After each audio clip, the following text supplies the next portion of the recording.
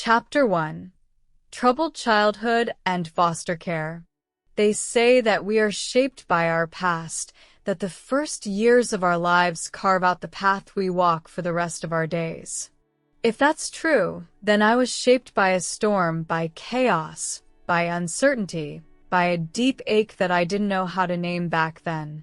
My name was Norma Jean, and from the very beginning, I was never really Norma Jean. I was always a girl caught between two worlds. A girl who didn't have a mother who could hold her, who didn't have a father who could protect her. My mother, Gladys, loved me, I know she did. But she had her own demons, her own battles with her mind. She was a beautiful woman, but she was broken in ways that I couldn't understand as a child. And when I was just a little girl, she was taken from me, taken away to be locked up in a place where no one could hear her screams. And just like that, I was alone. I was shuffled from one foster home to the next, like a doll nobody wanted to keep. Some homes were kind, others weren't. I learned quickly to keep my head down, to try to be invisible, to try not to make waves. But it wasn't always easy. Some people didn't see me as a little girl who needed love. They saw me as a burden. I remember the loneliness, the cold nights in those strange beds, the silence that stretched on forever, the feeling of being unwanted, of not knowing if I'd be there the next day, or if I'd be sent somewhere else. I remember the hunger, not just for food, but for affection, for attention. I wanted to be seen. I wanted someone to tell me I was worth something. But I wasn't given that. Instead, I was pushed aside, neglected, sometimes even hurt. And I began to believe it. I began to believe that I wasn't worthy of love, that I wasn't worth anything at all. It's funny, you know. People look at me now, at the woman they call Marilyn Monroe, and they think they see someone who had it all. They see the beauty, the fame, the glittering world of Hollywood. But what they don't see, what they never see, is the little girl who is abandoned, who is lost in the shuffle, who is told, in so many ways, that she wasn't enough. I spent so much of my life trying to prove to the world that I was worth something, trying to show people that I wasn't just a pretty face, that I had a heart, that I had a soul. But the truth is, I spent most of my life trying to prove it to myself. I wanted to be loved. I wanted to be cherished. I wanted to feel like I mattered. But how could I, when I never had anyone to teach me how to love myself? I look back on those days in the foster homes, in the orphanage, and I can't help but wonder how different things might have been if I had been given a chance to grow up with love, with stability. Maybe I would have been a different woman. Maybe I would have been stronger, more secure. But maybe, just maybe, the pain of those years, of feeling forgotten and abandoned, made me who I was meant to be. Because, you see, there's a strength in surviving. There's a strength in enduring, even when the world tells you you're nothing. And while I may have been broken in ways I could never fully fix, I learned how to stand tall, how to smile through the tears, how to shine even when I felt like I was fading away. So, to that little girl who cried herself to sleep in those cold foster homes, I say this: you made it. You survived. And no matter what the world says, you are worthy. You always were. Chapter 2. Failed Marriages and Unhappy Relationships. Love. It's funny, isn't it? The way we chase after it, the way we long for it, the way we try to hold on to it as if it's something we can control. But love has a way of slipping through your fingers, no matter how tightly you hold. I've been married 3 times. 3 times I stood before someone, looked into their eyes, and promised to love them forever. And each time, I thought it would be different. Each time, I thought I had found the one who would finally make me feel whole. The first was James Doherty. He was kind, he was steady, but I was so young, just a girl, really. I thought I could be the perfect wife, the perfect woman. But my heart wasn't in it. I was a dreamer, lost in a world that was too big for me. And when I found my way out, I left. I didn't know who I was, but I knew I wasn't ready to be what he needed me to be. Then came Joe DiMaggio. Joe, the legend. The man who could have any woman he wanted. And he chose me. But I never felt like I was enough for him. Joe loved me, I know he did, but he loved the idea of me. The woman he wanted me to be, not the woman I was. You see, I was always in the spotlight, always the subject of whispers and stares. And Joe, well, he couldn't handle it. He couldn't handle the way the world looked at me. He couldn't handle the way they adored me. His jealousy was a shadow that followed us everywhere. I would smile, I would laugh, but inside, I felt suffocated. He would hold me tight, but it was a grip that felt more like a cage. The love we shared was passionate, yes, but it was also filled with pain. He couldn't protect me from the world, and I couldn't make him understand that I needed to be free, that I wasn't just his wife. I was Marilyn Monroe, and in the end, that was something neither of us could escape. And then there was Arthur Miller. He was a brilliant man, a writer who saw something in me that no one else did. He saw my soul. He saw my pain. And for a while, that was enough. For a while, we were happy. But as time passed, I realized something. I was still trying to fill a hole inside me that no one could fill. Not even Arthur. Our marriage was full of misunderstandings. He was distant, lost in his own world, and I was lost in mine. I needed someone to hold me, to reassure me, to tell me that everything would be okay. But Arthur, he couldn't do that. He couldn't give me what I needed, and I couldn't give him what he needed. We were two people who loved each other, but we couldn't save each other. I look back on those marriages, those relationships, and I can't help but wonder what went wrong. Was I too much? Was I too fragile? Too complicated? Or was it just that I was never meant to be anyone's idea of perfection? I regret the way those relationships ended, yes. I regret the pain, the hurt, the things I said and didn't say. But I also know that I was searching for something.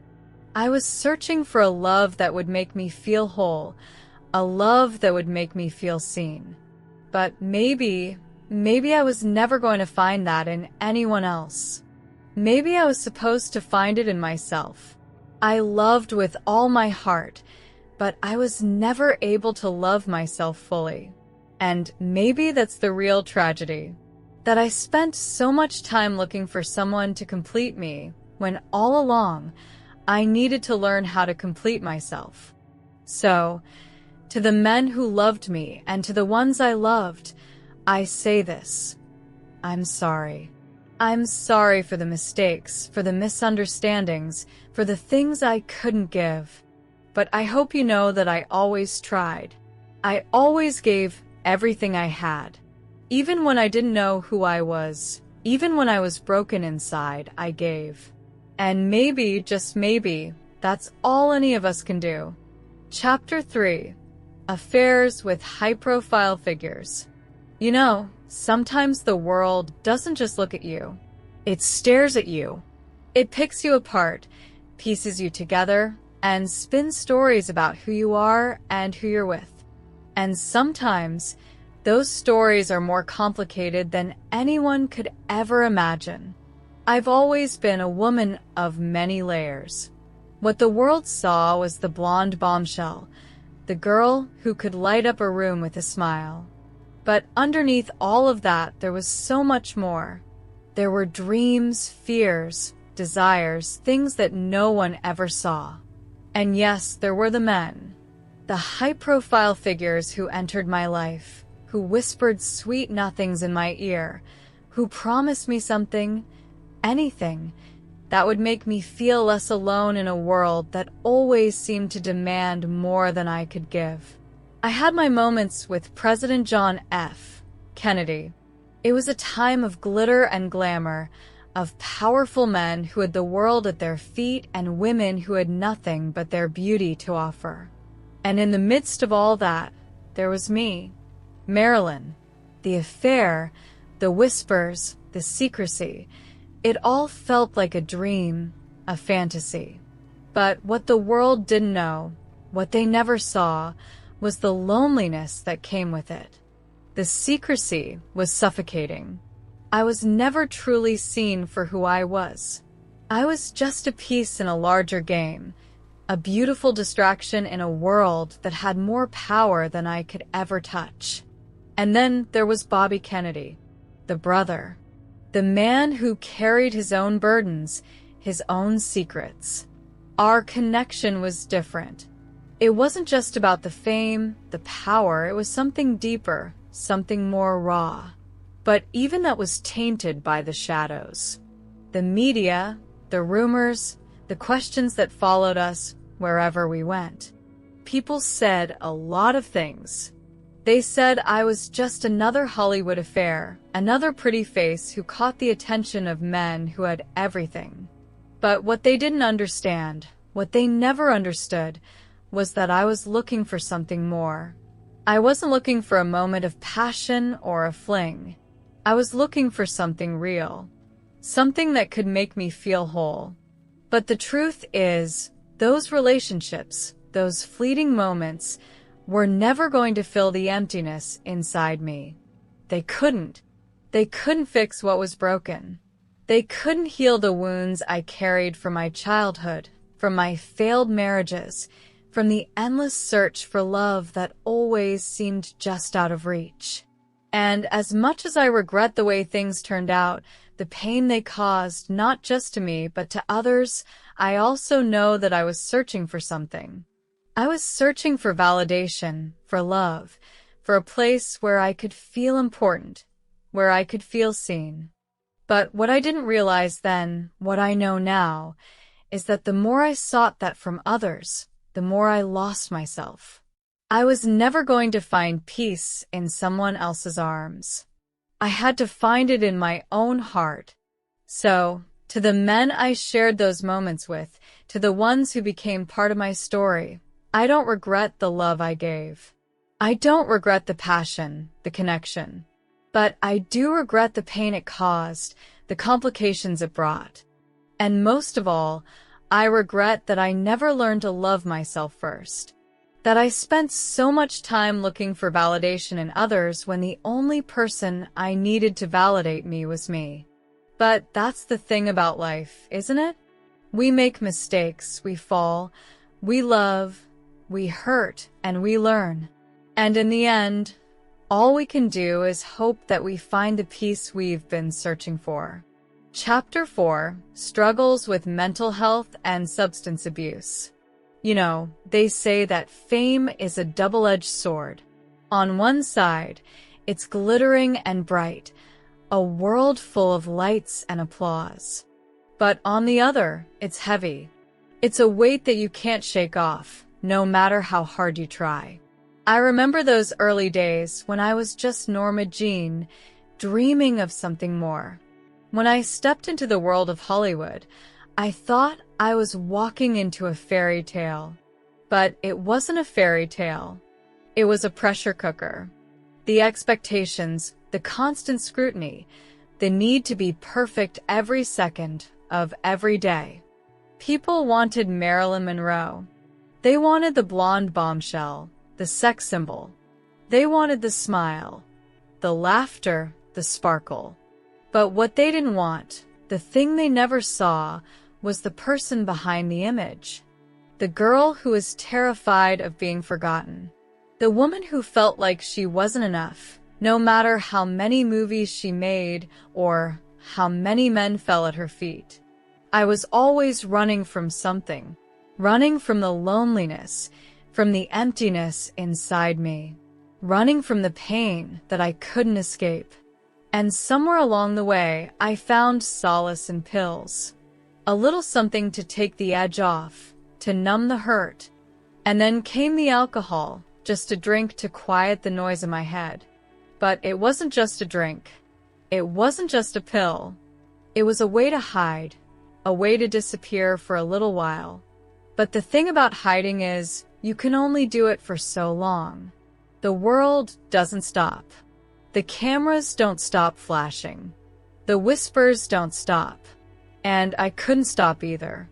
I couldn't stop the spirals in my mind, the constant feeling of not being enough, the overwhelming anxiety that gripped me every time I stepped onto a set or into a room full of people. I tried to keep it together. I really did. I tried to smile, to laugh, to be the Marilyn everyone wanted me to be. But inside, I was breaking. Inside, I was crumbling under the weight of it all. And the pills, the alcohol, they didn't fix anything. They just made it easier to pretend. They made it easier to forget. I don't remember everything. Some days, it's all a blur. But I remember the emptiness. I remember the dark days when I couldn't get out of bed, when I couldn't stop the tears from falling. I remember the loneliness that no one could fill, the feeling that no matter how much I achieved, no matter how much love I gave, I would always be running away from something. And in the end, I couldn't outrun it.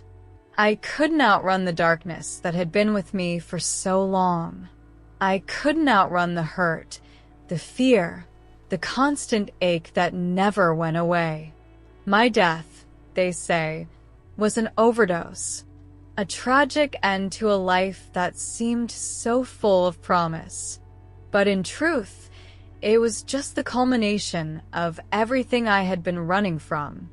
It was the result of a woman who never learned how to love herself, how to heal the wounds that ran so deep. I don't know if I'll ever be understood. I don't know if people will ever truly see the person I was beneath the image. But I hope in the end they know this. I tried. I tried to love. I tried to find peace.